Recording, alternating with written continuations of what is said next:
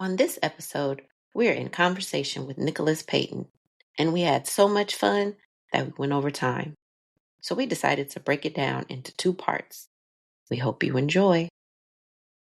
Because you can be gifted and you can be given a gift and you can lose that gift if you don't nurture it, if you don't develop it. Just like the gift I had of ears or certain aptitude for playing a lot of different instruments. I've also worked very hard to study this craft to be able to hold on to these things. So, you have to value those gifts or they will elude you. I wanted to create a space, an offering, if you will, where we can experience the human spirit through conversations to make connecting with others matter again. There is a need for a sacred and safe place to simply be, with no judgment and no ridicule. A place where storytelling stimulates peace-filled conversations, conversations that allow for our guests to be seen, felt, and heard. Conversations that help to build a bridge for connection and community with our audience, and conversations that create new perspectives. This is the conversation piece. We invite you to sit back and enjoy. Greetings, everyone, and welcome to the conversation piece. I am your host, Kelly. Today, we are in conversation with the multi-talented, Grammy Award-winning, and my bestie, Nicholas Payton. NP, as I call him, has done so many great things in the music industry, and he has created his own lane in the genre of what is called jazz, and we will discuss that term later. With all of the titles and accolades, Nicholas is a light being from New Orleans who thrives on living life through his music. My friend, welcome to the conversation piece. Thank you for taking the time out of your busy schedule to be here with us. How are you? A pleasure, Kelly. How are you? I am wonderful. Great. When I thought about who I wanted to be on the show, I knew I had to have you on, not only because of your music and your musical genius, but because of how you think and your I don't give a what attitude. You are a child prodigy that was born into a musical family, your father being Walter Payton. He was a bassist, and your mother, Maria Payton, is a vocalist and pianist. So as a result of your familiar tutelage, the foundation and blueprint was already established for you. However, you made the decision to continue this musical legacy that you were born into. Was there ever a time when you thought of wanting to do anything other than music?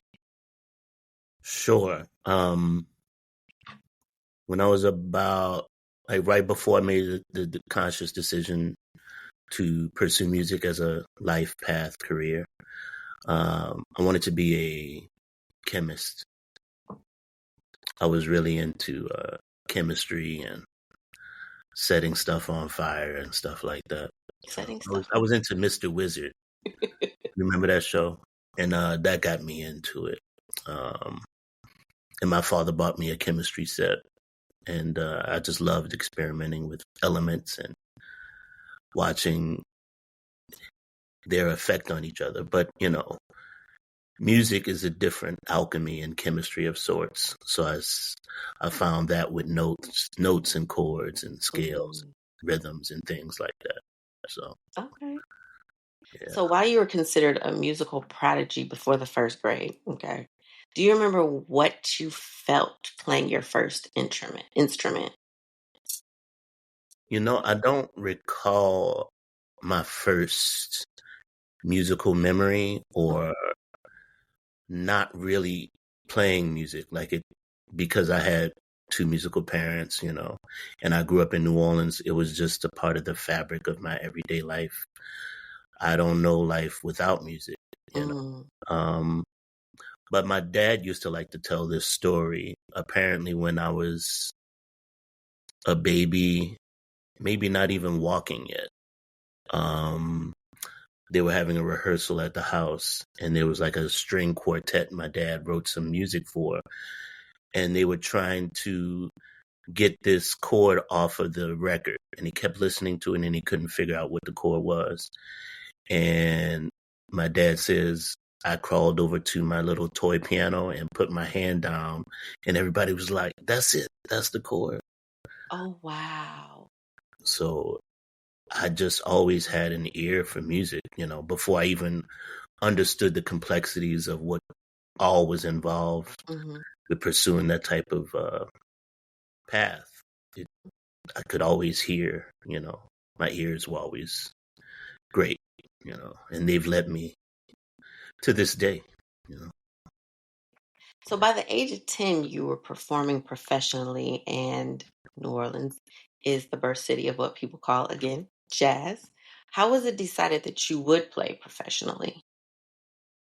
My first experience on a gig, mind you, I'd been going to gigs with my dad, since the womb. So I grew up around the cats and gigs and stuff like that. So I was no stranger to that. But when I was 9 years old, my dad, he had a gig. This is like a Mardi Gras parade or something. He was like, "Grab your horn," and I was like, "Okay." So I didn't know what we would be doing, and I sat in with his band the whole time. He was in a brass band, and we marched all around the city. And at the end of the parade, all the guys like chipped in $1 and paid me a little salary, and it was like $10, which what this was 1982. That was a lot of money for a kid, especially. Mm-hmm. And I was like, wow, I just had the time of my life, and I made some money, Right. and that planted the seed for sure. Like, and then I think through that experience, a lot of cats started hearing that, Walter's son, he plays music or whatever, and people started calling me for gigs and stuff like that. And I started doing some things, and it was cool. And I lived at this time, we had moved from uptown New Orleans, where I was born, to the Treme area. And we lived right across the street from the park, Armstrong Park, which is, interestingly enough, literally right across the street from Congo Square. So I grew up across the street from where all of this started, more or less. And a guy who had a brass band in my neighborhood, this young cat at the time, James Andrews, for those who may not be familiar, he's a trumpeter from New Orleans, and he's also the eldest brother of Trombone Shorty. But Trombone Shorty wasn't born yet. In fact, I remember when Trombone Shorty was born at the time I was in this band. So he had heard that I played, and he came to my house one day, and I remember being in the back, and I was wondering who my dad was talking to, and he was saying who he was, and he asked my father, can your son play with us, in our little youth brass band? And my dad was like, yeah, it's cool. He can play with y'all. And I was like, ain't nobody gonna ask me, do I want to even do this or whatever? So it was almost kind of like an arranged marriage situation where my father thrust me into this situation. And I was like, okay, I guess I'm playing with y'all. And we started doing gigs around town and stuff. So for those who don't know, the brass band culture in New Orleans is really big. And we did everything from playing on the street for tips, which doesn't sound that lucrative, but we made quite a bit of money back then doing that. Playing Mardi Gras parades, second lines, funerals. There's a big thing with funeral processions and music in New Orleans. Birthday parties, bar mitzvahs, wherever you can fit a band in any social type of context. That's what kind of gigs we did. On up through like festivals, and I went on my first cruise in that band, and that's where I met a lot of heavyweights, which we can get into later. But that really was the beginning of me actually being in a band and working a lot, and then being around peers who played the music, because up until then, a lot of the cats I was around were much older than me. So this was the first situation I was in with people my age who were serious about being a professional in music. But even that situation wasn't enough to really light the fire in terms of me wanting to do it as a career. So because of this gig, and because I was playing a lot more, for the first time, I was really serious about checking this music out. And my father had a vast record collection. So one day I went through his stash of records, because I had my own records at the time, and I was listening to Michael Jackson and Mhm. hip hop and all that stuff. I wasn't really into what my father listened to too much, just peripherally when I would listen to what they would play. And my mom would listen to like Anita Baker and stuff like that. So I was into that for sure. Al Jarreau, a lot of the current R&B stuff my mom listened to, as well as operatic stuff and vocalists like Sarah Vaughan and Carmen McRae. So I grew up hearing a lot of things, but I was still into stuff that people my age were listening to. So, but this is the first time me, being like, let me check out this stuff my father listens to, because I wasn't into jazz. I didn't like that stuff. So I was going through the records and I found an album by Miles Davis. I was like, okay, he plays trumpet. Let me check this out. And I looked at it. It was called Four and More. So I put it on. Side 2 actually has the title track 4. So I put it on side 2 first. And it was like I was hearing music for the first time. And from the intro, Tony Williams plays this thing on the sock cymbal. And it was like, before even Miles and them came in, I was like, this is what I want to do the rest of my life. And that was that. And I listened to that album like every day for like a year and tried to play every note on it. And that was the beginning of, at 10, when I decided this is what I want to do the rest of my life. It was very clear. And I never wavered since. Just from that album. Yeah. Yeah, I was gonna wait until later to ask you about your Miles Davis admiration, but I mean we can go into that right now. That's where it started, with that album. Okay. Yeah. Great. Now, you were educated by the patriarch of the Marsalis family, Mr. Elias Marsalis. How was that experience for you, and what age were you? Well, Ellis. Thank you, Ellis. No problem. I met him when I was around 12 through Winton. I was actually taking a lesson with Winton at the time when I met him. I knew Ellis as a kid because my dad played with him a lot, but he had moved away to teach, and where did he teach at? I think Virginia Commonwealth he taught. So when I was coming of age, starting to play, I didn't really know Ellis at all. So I met Winton actually through, he called our house one day to speak to my dad, and I had just started listening to his music, because before then I had heard the name Wynton Marsalis, and I saw them as kids in the 70s when I would go to gigs with my dad, but I didn't really listen to his music very much as a kid. But when I became serious after that Miles Davis thing, then I just started listening to everybody. So then I was really getting into Winton. And this album he played with Art Blakey in particular, called Keystone 3. That was in heavy rotation for me. And I was learning all the solos on that. So he called the house one day to speak to my dad. He was like, hello, man, speak to Walter, is Wynton Marsalis. And I about had a heart attack. I was like, oh my God. And my dad was talking to him, and I got the bright idea to start practicing in the background with hopes of getting his attention. And he asked my dad, who is that playing the trumpet? And my dad was like, oh, that's my son. He plays. He was like, okay, bring him on by the house. So I went over the next day and had a lesson with him or whatever. So Ellis, he just remembered me as a kid, but he didn't know I played. He was like, this is Walter's son, Nicholas, play for my dad so he can hear you. So Ellis was at the piano and we played a blues or something like that.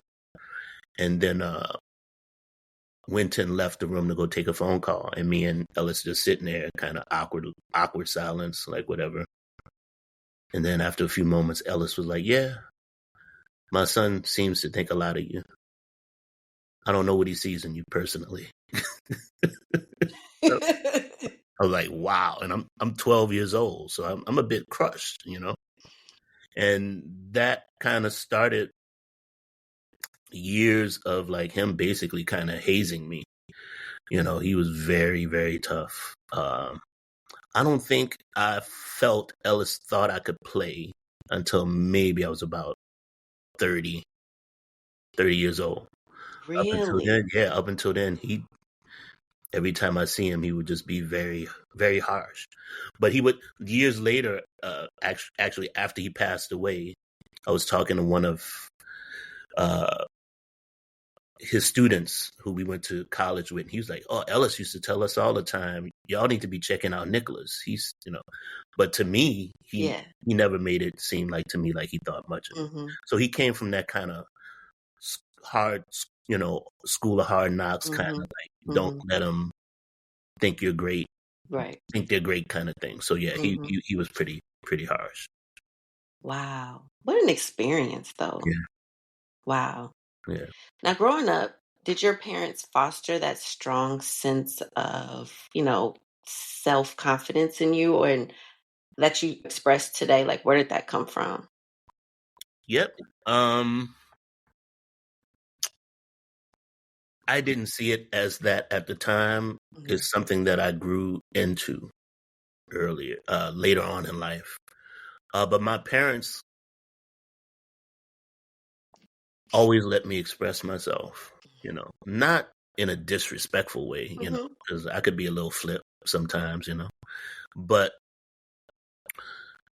they understood that they were not raising a child, they were raising a man. And they allowed me to make a lot of my own decisions. When we go to a restaurant, they taught me how to read so I could read the menu and order what I wanted.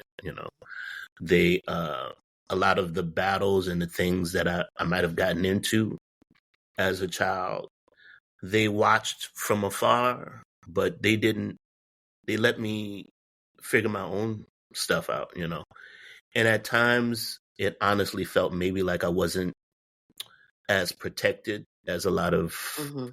my peers. But as I grew older and now I see a lot of my peers still struggling with finding themselves or having a voice, I don't have that problem because I had to grow up really fast because my parents sort of had this kind of approach to like figure it out. Mm-hmm. So I really appreciate and have grown to appreciate more as I gotten older that I got that stuff out of the way really early, Mm-hmm. because I wouldn't be who I am today without that. So Right. even to the point of, a bit later, I'm going to jump ahead.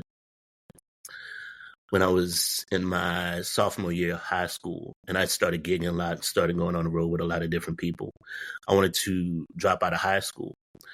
And my mom had to sign the paperwork for me to do so because I was a minor still. So I brought the paperwork home and I was like, Mom, I don't want to finish high school. I already know what I want to do. I'm not learning anything. And she was like, okay, and signed it and gave it back to me. I was prepared for like World War III. Like she didn't fight me on it at all. I was almost a bit disappointed. Like, wow, she don't care. Like I'm getting ready to drop out of school. Right. And I had thought about it over the summer. I was like, you know what? I'm in my last year. I got like one more year to go. Let me just knock this year out. I probably won't finish college. So over the summer, I had decided to complete high school. And then a couple years later, I asked my mom, I was like, Mom, why did you just sign that paperwork like that? Like, she was like, I knew if I had fought you on it, you would have rebelled. I knew if I had let you make your own decision, you would think about it and finish anyway.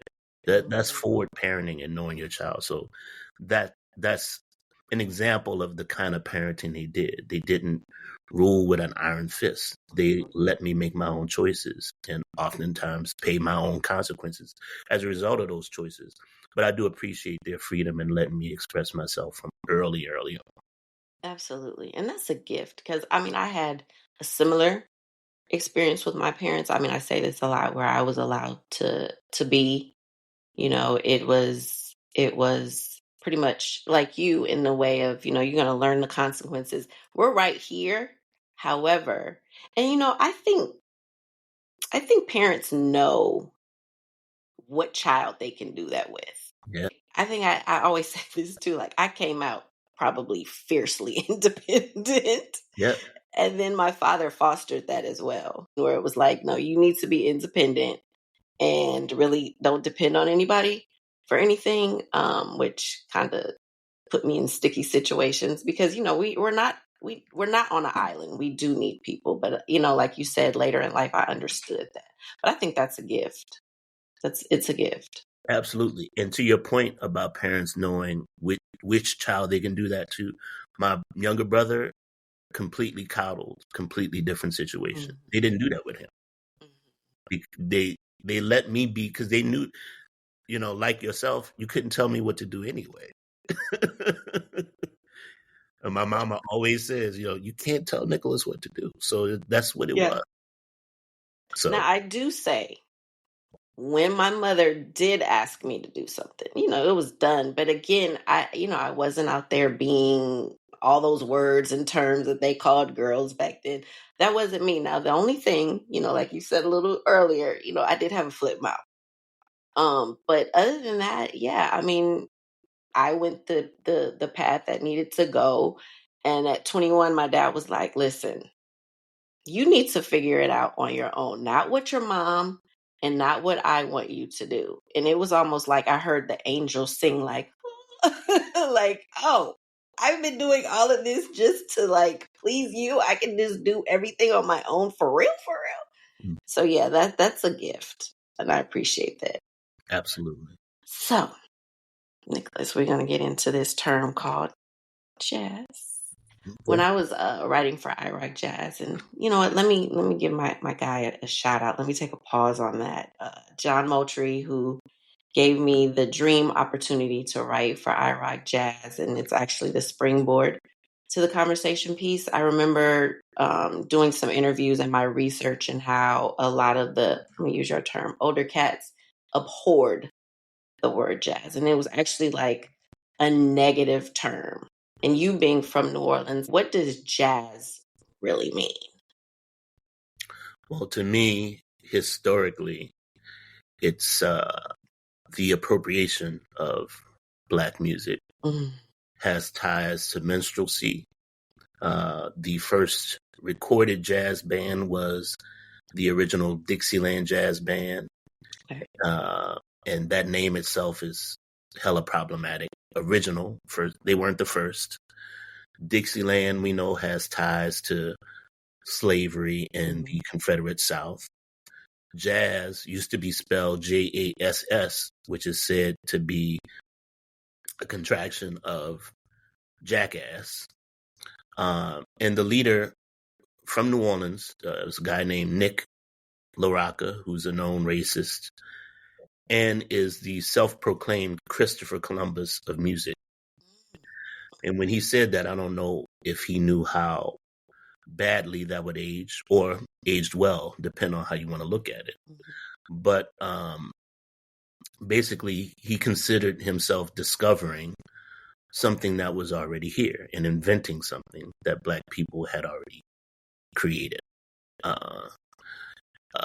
That first record they cut, called Livery Stable Blues, was minstrelsy, musical minstrelsy. They were making animal sounds and jungle sound, using these old tropes of, savage Africans in the jungle, stuff like that. Tiger Rag is another song he wrote, which has that same type of imagery of uncultured, uncivilized jungle bunnies.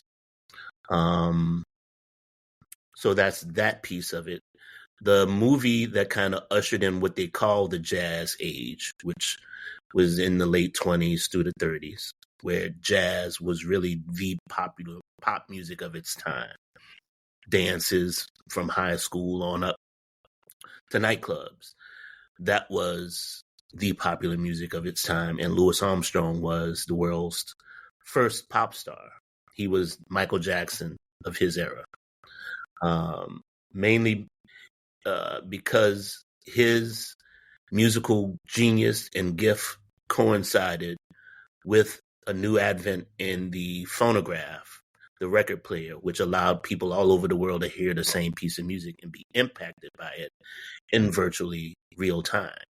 So because of that advent, it allowed someone like a Louis Armstrong, who had this new voice, to be branded and to be basically a household name across the world. So much like what the music video did for Michael Jackson, that catapulted this kid with a look and a style and a way of dancing, he was fit for video. You know, he was just primed for this new thing to take off, and he had the right team and the music for all of it to sort of have synergy and take place and set off. So the same thing happened with Louis Armstrong 60 years before it happened with Michael Jackson.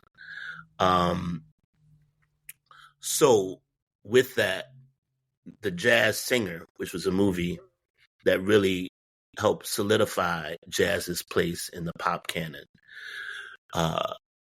was an actor by the name of Al Jolson starred in the leading role. And the apex of the film, the centerpiece, is Al Jolson singing jazz and basically doing a song called Mammy in blackface. So that whole white glove, jazz hands thing comes from there. So its roots are in minstrelsy. Now, some people will argue that we've escaped that imagery. I feel like it's more coded. It still exists. And I don't think you can ever strip jazz of its minstrel roots. Now, what does minstrelsy look like in the 21st century? Black people not having ownership and authorship of their own music. We don't own the clubs. We don't own the festivals.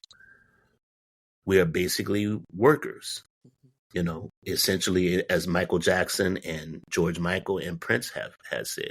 When you don't control your artistic intellectual property, you're essentially a slave. And we're still slaves to this day in that sense, and not having ownership and authorship of our own IP. So that's what minstrelsy looks like now. Then you're just out there, for lack of a better term, you know, tap dancing. So. Yeah. Whew. You know, I had to take a couple deep breaths on that one. Like, we had to exhale for. Yeah. Stage the room. So as a result, you came up with hashtag BAM, BAM, Black American Music. Mm-hmm. Like, when did that come about, and how did that become an intentional part of who you are and your music and your expression? Mm-hmm.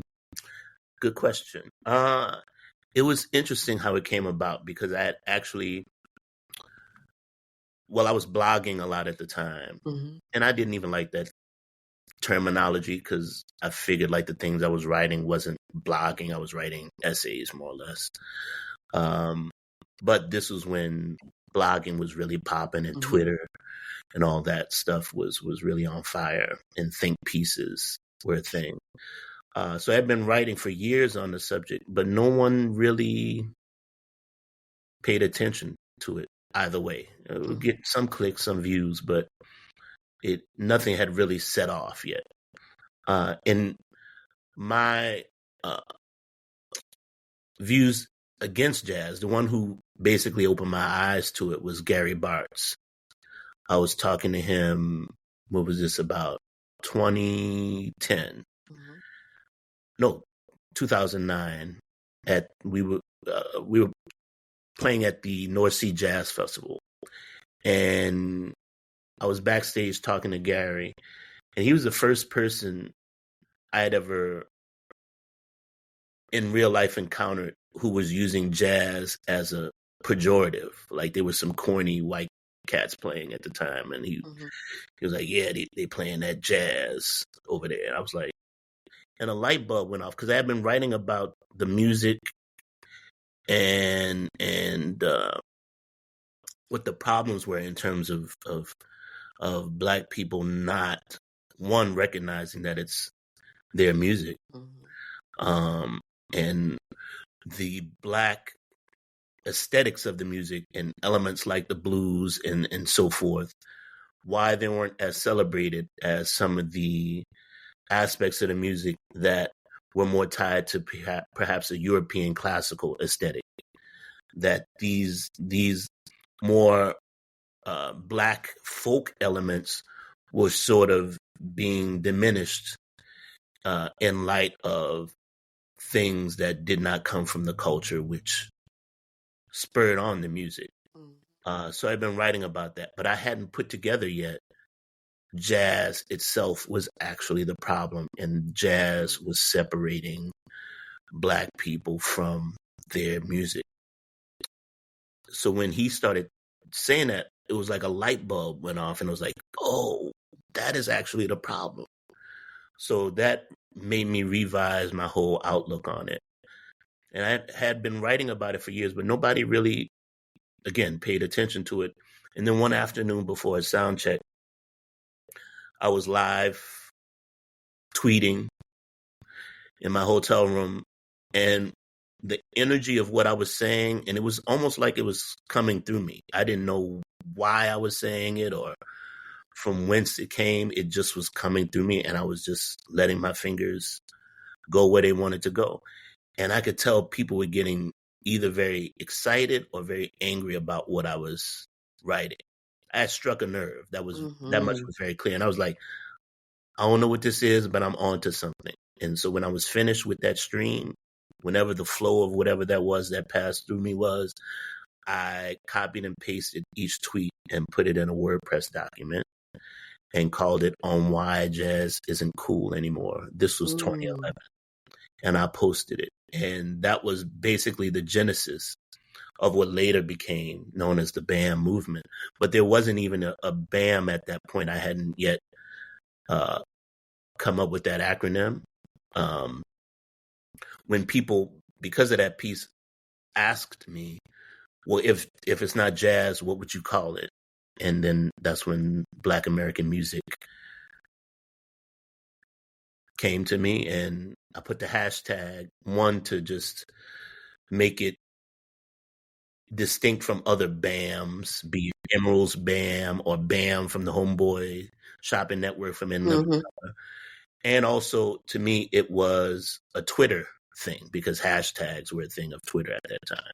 Right. So that's where the whole hashtag BAM thing comes from. Okay. Yeah, I like it. Of course, I like it, better than jazz now that I got that history. Not just from you, but like I said, when I was writing for Iraq Jazz, and I don't remember if it was Gary Bart's, I didn't interview him, but it was already a published interview. And I had read it, and that's where, like I said earlier, where it was like, no, this word it's a mark on our community. You know what I mean? So yeah. It's the musical equivalent of the N-word, basically. Yeah. And I think Miles did he even say something about it too? Yeah. Miles, Mingus, Coltrane, Ahmad Jamal. I mean, the list goes on and on. And the thing is, I was discovering this in real time so that post went viral. I mean, it went really, really crazy.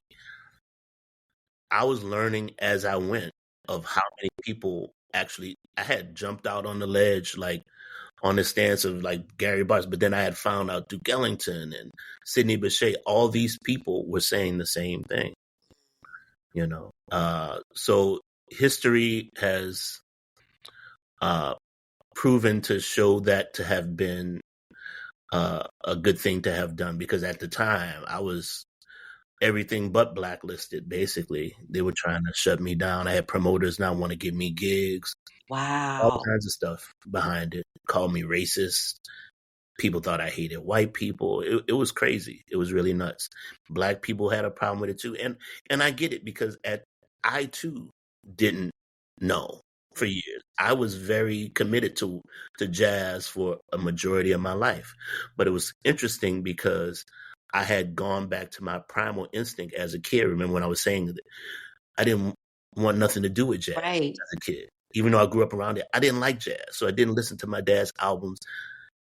To come around to come full circle, to go around to understanding that initial feeling of not liking jazz was not unfounded. It was based in something. To now not liking jazz now, and being one of the primary voices in our time of being outspoken against jazz. Right. It's like you were the chosen one. Kind of. I would say so. I didn't choose it. It chose me. I just went for it. Right. And a lot of people took like I was trying to position myself or do this. listen, that me taking that stance costed me more than it gave me. Yeah. Because at that time, and Kel, when I put this, we're in the height of the Obama years. Mm-hmm. So everybody thought we were in a promised land. What are you griping about? Even Black people, especially, were non-supportive. There was this idea and this myth around post-Blackness. All these theories and things were floating around about how we have now reached the highest seat of the land, and we have the spoils of everything we work towards. No sooner than Black Lives Matter happens. And then people start to see like, oh, things are not as cool as we perhaps thought. They were just hidden and coded. So fast forward to 10 years later, post George Floyd and that whole summer of 2020, the BAM post being like 10 years.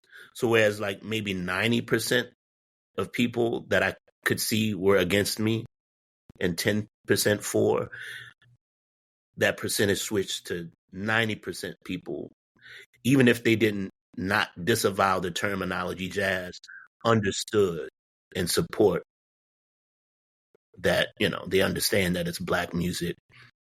And most of these young cats, a lot of them, from what I see, they don't like the terminology either. And they understand the history or whatever. So I do, that is something that I'm proud of, if I may say, for taking that stand, because it was not easy. And trust me, like anybody thinking I was doing this for some kind of credit or shine, that's ridiculous. I went through years of hazing and isolation and people calling me crazy. Now I am crazy, but maybe not for that reason. But you know what I mean? Like I was looked at as a pariah for the longest time. So that thing aged well and people could really see like, oh, America is an extremely racist place. Yeah. But Yeah, you were definitely chosen. I mean, like you said, there was something that came through you, and I'm going to actually mention that a little later. But yeah, you were chosen for that, and that was part of your experience, even the hazing and the blacklisting and all of that. To now, where it's like, oh yeah, like you just said, like, oh, our eyes are open now, we're awake. So yeah, you were the chosen one for that. So, I read something, and it's a quote that well, I'm actually going to share two, but the first one is something that I really love, and I'm actually going to entitle this Inner View. And it's, quote, "The music means nothing without life." And I would like for you to expound further on this, and where were you in your life when you said or wrote this? That's a good question. When I think about that quote that passed through me, I think of a conversation I had with a mentor and a great musician, Earl Turpinton. And we used to call him the African cowboy because he'd wear these beautiful dashikis and a cowboy hat. But he was a really tapped in, channeled artist. And he and this other guy, Fred Kemp, they were colleagues with my dad, and Earl lived around the corner from us. Those were the earliest jam sessions that I had. They would come over by the house and play tunes with my dad. And I was like 11, 12. And I had a little bit more under my fingers than I did at 10 years old. I knew some tunes now I could play. They would let me play with them. And it's interesting to me that I could ever perhaps expound on something that would touch an elder like the African cowboy who was already so knowledgeable and tapped in. But we were talking about something one time, and I said, Earl, life is bigger than music. And a couple years later, he was like, man, that really messed me up. He didn't use the word messed, but he was like, My whole life has been based around music. I never thought of myself as something bigger than the music. Mm-hmm. Wow. So, Wow. but yeah, the music has to come from somewhere. The music is just a language, and we are conduits.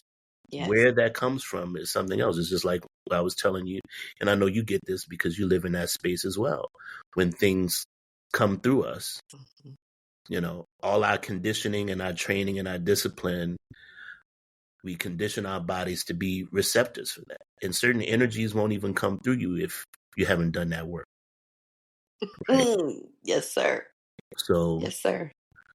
And when I look at my life in general, you know, and people for years, and I felt strange about it early on for several reasons. But when I hit the scene and started getting a lot of press early on, people called me the second coming of Louis Armstrong. And those are some absolutely heavy shoes to fill, but you know, because he's looked at as the progenitor of all of this. He's looked at as the godfather of Black American music. Basically, he started it. There were people before him, but he revolutionized it in such a way to make it, dare I say, with all due respect to his predecessors, he made things that came before him in some way kind of obsolete. He's like the starting point. He's ground zero. He took all of that information and put it in such a way that you can't not go through him.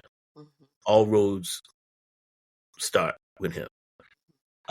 So one, that's a heavy thing to say, you know, like for me, I'm not worthy, you know, but at the same time too, I did feel something there with him, you know. And as I said earlier, growing up in that park right across the street when we moved there. And I remember, you know, at 8 years old, when we moved from the neighborhood we were, which was very, on Louisiana Parkway we lived. It looks like that subdivision on Back to the Future, you know, like where they have the little stone before you walk down the way and the trees sort of do this over the street or whatever. It's like, and it's a very un-New Orleans spot in the middle of New Orleans. It's like this oasis. All the homes are stucco. It was a very middle class, black middle class, safe environment to grow up in. I could go on the street and play, no problems, whatever. When we moved to the Treme, this was the hood. So, you know, we got robbed within months of moving there. Our house did, not us personally, but when we were on a trip, our place got vandalized. And that was the first encounter I had with, like, if you've ever had your home ravaged, like, you feel violated. Like, you look at life differently when something like that happens to you. So that my innocence, in a sense, was broken. But when I look back again on us moving there at that time of my life, right before I became serious about playing, I needed to be in the heart of it. I needed to be right there, connected to it, right across the street from Armstrong Park, right across the street from Congo Square, and right in that neighborhood for James Andrews, Lil James, Trombone Shorty's eldest brother, to scoop me up like a big bro and say, come with us and get this tradition from the streets. You know, it was time for me to be there, you know. That's what I would call divine alignment. Divine alignment, absolutely. So, Nicholas, you are known for pushing the envelope, as we just discussed. And your thought processes are, well, you know, against the grain, like myself. Were you always this way, or was it something that developed throughout your life's experiences? I was always this way. But I'm as outspoken as I am. I'm very shy. So a lot of people who are around me who think they know me, they're sometimes taken aback, because if I don't have anything to say, or if I'm not very comfortable, I won't speak, so I'm very quiet. So sometimes people think like it's, oh, you're on the internet, you whatever. Like if you know me, if you're one of my homies, like this is just really how I am. But yes, I've always pretty much been the same way. As I've gotten older, I've gotten more comfortable with being more outspoken and put my shyness on the back burner for those social and political issues that I feel that are important. And when social media came about, well, I was writing beforehand, but when social media came about, it was the right tool for me to begin to express myself in a way unfettered, untouched by a lot of journalists who would sometimes manicure my interviews in such a way as to not, where my voice wasn't heard. That's one part of it. I also must take responsibility early on, because a lot of times too, like in a lot of my earliest interviews, I would say in my early 20s up until about 1998, I was more or less kind of fitting into a mold of what I thought I should be doing. I was very much, even though I was always against the whole Young Lions thing because I thought it was silly, I was very much a part of that whole Young Lions, jazz, conservatism, suit and tie, that whole thing. Even though I was listening to Marvin Gaye and all this stuff, these are not things that I necessarily talked about in my interviews because, one, a lot of it didn't come up, and two, I just was repeating what I saw or fitting into a mold I thought I was supposed to fit in. And I remember complaining to my girlfriend at the time, Deanna Williams, who's known as a media coach. She's been on like a Unsung as a voice, and is one of the culture bearers of Black music for years. She used to have an association called the International Association of African American Music, and they would have a whole big conference every year where they would celebrate various artists and so forth. And I wouldn't be surprised if a bit of BAM doesn't come from me seeing her do that kind of celebration of Black music. But she was the one who really, her being a media coach, she was the one who really got me to be more outspoken in interviews. Because I was complaining to her one day, like, why do they always put me in this box? Like, I do interviews and maybe I talk about things like liking Frank Zappa or whatever else, and then I get the interview and it's like, it looks like everybody else. And she was like, yeah, but you play into it, stop. She was like, talk to them like you talk to me. And I was like, you know what? That's it. And that was the beginning of a whole new me in terms of the press and how outspoken I was. And I remember my record, Nick at Night, had just come out, and this was my first downbeat cover was supposed to happen. And on that interview, I said, I'm going for it. This is the one I'm going to do it. And I was talking about all kinds of stuff, which seemed crazy at the time, which it doesn't seem that crazy now. But at the time, I was talking about clothes and fashion and how that's important. I was talking about sex in relation to music and how that's always been a part of it, the expression of it, the sensuality of music, why women aren't coming out to the shows. One, because a lot of these cats are not dressed well, and women like to see men dressed well, and people in general.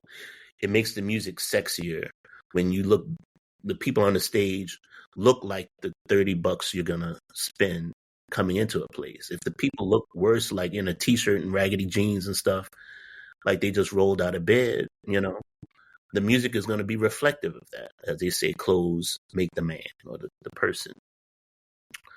So I talked about all these things and all the problems. I thought about the music, and more or less trying to bring the sensual sexiness back to the music. And Nick at Night, that's what the music was about for me. That album was about nighttime and when we as artists thrive and staying up to 4 a.m. and hanging out at bars and clubs and all the kind of stuff that goes on, the social aspect of the music too. Because, people go on dates, listening to this music. And unlike a lot of artists, I've never been really precious about my music that people should be silent. The whole jazz quiet policy. I feel like that's detrimental to the music. First of all, it's expensive to hear what we do. So if you go to the Blue Note and you bring a date, you're looking at with the minimum, you pay $50 to get in, you spend $100 to get in. It's another $100 to eat, drink. That's a $200 night. If you can't talk to your date, I mean, somebody would opt to go somewhere where they can talk, So for me, it's just, hey, talk over my music. It's fine. We're having a conversation up here on the bandstand. Y'all have y'all conversation out there. And, if somebody's on a date and they hook up as a result of my music, if I could provide the soundtrack to that, and maybe 2 years later, they have a family and a baby, whatever, my music is a part of that. Right. I feel like I've done my job. That's really why I'm there. I'm there to adjudicate and provide that atmosphere for romance. That's what my music is about.